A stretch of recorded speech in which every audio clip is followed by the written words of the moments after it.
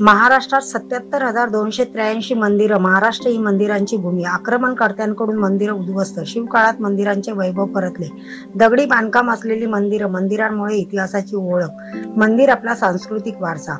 भारतात सर्वाधिक मंदिरे ही महाराष्ट्रात आहेत। यावर तुमचा विश्वास बसणार नाही, पण हेच सत्य आहे। महाराष्ट्रात 77,283 मंदिरं आहेत। सत्य हे पण आहे की ज्या ठिकाणी सर्वाधिक मंदिरं आहेत तिथे सर्वाधिक परकीय आक्रमण झाले आहे। महाराष्ट्रातील मंदिरात ब्रह्मा, विष्णू आणि महेश या त्रिदेवांचं दर्शन होतं।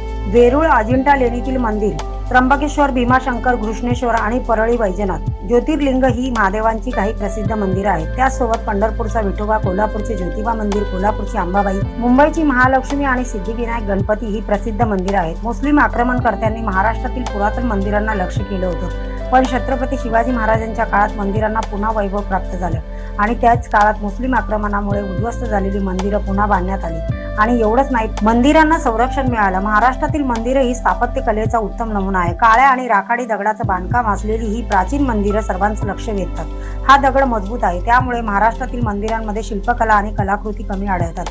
पण मोठमोठे डोंगर फोडून गुहांच्या आत मंदिरं बांधण्याची अनोखी परंपरा म्हणजेच वेरूळचे कैलास मंदिर होय।